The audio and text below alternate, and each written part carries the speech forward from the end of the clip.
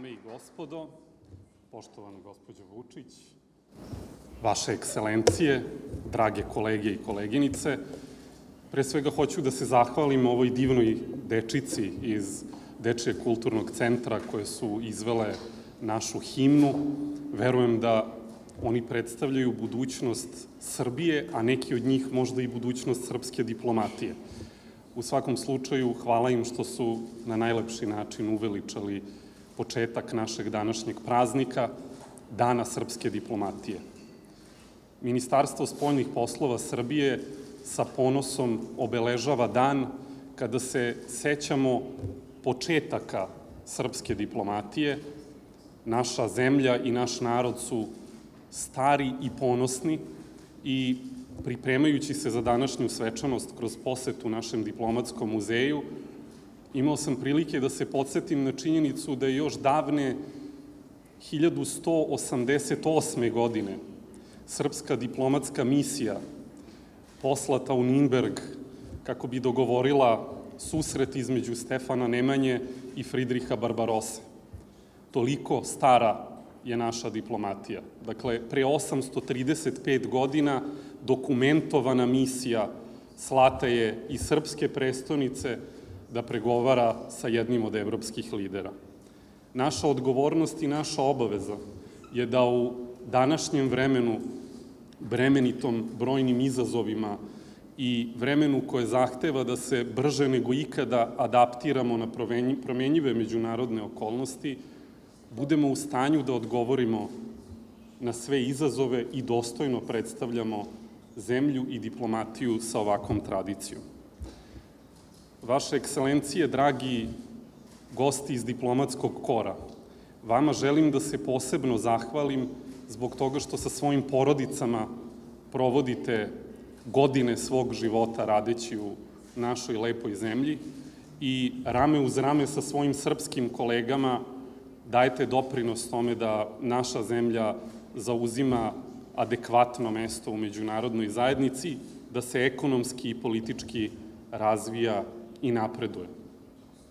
Želim i, pre nego što pređem na ovaj zvaničniji deo, a trudit ću se da budem kratak, da se zahvalim svim srpskim diplomatama. Današnji dan diplomatije započeli smo odavanjem pošte diplomatama koje su položile svoje živote zastupajući i braneći interese naše zemlje.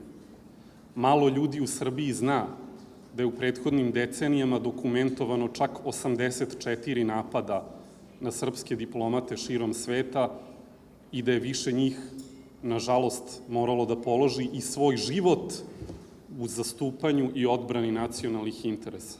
Baš kao i naša vojska i naša policija i srpske diplomate služe otadžbini i spremni su za nju da podnesu i najveću moguću žrtvu. Sada bih testirao karijerne kolege koje su pomogle da se sastavi ovaj govor i preći ću u nekoliko rečenica na engleski. Your Excellencies, ladies and gentlemen, dear friends, it is truly an honor to be here today on the occasion of Serbian Diplomacy Day.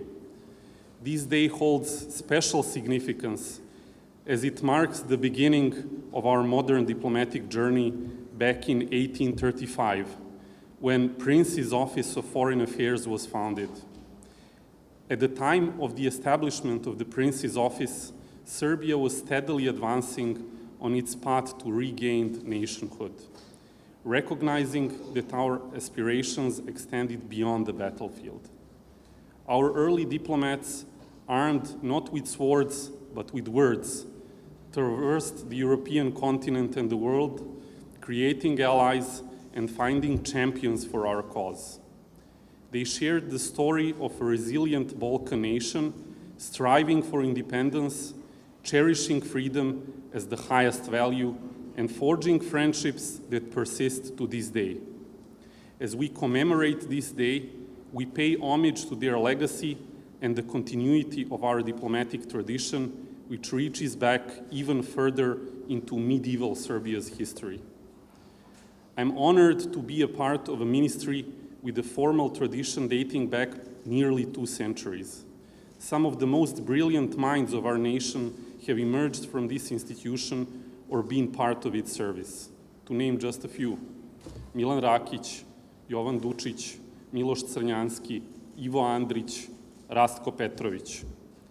The heritage of the past is the seed that brings forth the harvest of the future, and the great figures of Serbian diplomacy serve as bright role models. There were times when we did fail to follow their steps and legacy, but it is about time to pool all our efforts into modernizing and professionalizing the diplomatic service, and to create an institution which will be adequate to help our country navigate the complexities of the contemporary world. Serbia must take a proactive rather than reactive role on the international stage. Our country will continue to lead an independent foreign policy oriented and led by our national priorities, which have been well defined by our President, His Excellency Mr. Aleksandar Vučić. The core principles guiding our foreign policy are rooted in respect for international law and the United Nations Charter, coupled with a commitment to fostering dialogue and mutual respect. Serbia will be recognized as a responsible, credible, and reliable partner advocating for peace, stability, and economic growth of the Balkans region. Esteemed guests, an ancient Serbian quote wisely states, "From a closed fist, nothing is lost, yet nothing is gained." Thus, Serbia, recognizing the significance of engaging with major global and European actors, adopting an open-handed approach in its foreign policy operation, will continue to extend its hands to all partners across the world. We are engaged and will be even more so in making new friends around the globe.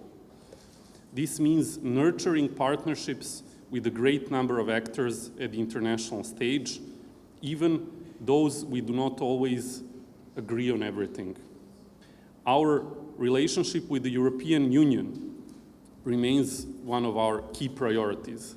Serbia aspires to become a full-fledged member of the European Union, and we will continue our reform agenda and working relentlessly on that. Our country cherishes all of its historic friendships, while at the same time it continues to forge new ones in regions across the globe. I'm looking forward to working with each and every one of you individually in advancing our bilateral relations. Your Excellencies, preserving Kosovo and Metohija within Serbia's borders is of utmost national importance. Ensuring the safety of Serbs in Kosovo and Metohija through diplomatic means remains our top priority. We are committed to the EU-facilitated dialogue process and are advocating for our compatriots' rights and an end to systemic oppression. As Winston Churchill rightly observed, our region generates more history than it can consume. Serbia is determined to break this cycle, engaging in dialogue with all regional stakeholders to overcome the legacy of the past. Instead of fueling conflict, we champion the open Balkans ethos, promoting connectivity and prosperity in the region over the burdens of the recent past. We remain open to regional cooperation, believing that only through a stable political climate can we create better economic conditions for all our citizens. Prioritizing connectivity over division, diplomacy is key to achieving this vision. I wish to emphasize that becoming, again, a full-fledged member of the European Union is not just something that we will work on in a pro forma way. We will engage actively. And it is clear that our region's future lies within the European family, to which we've long been connected geographically, culturally, and politically. Ladies and gentlemen, to achieve all the ambitious foreign policy goals of the Republic of Serbia, it is imperative that all institutions act together, synchronized and proactively.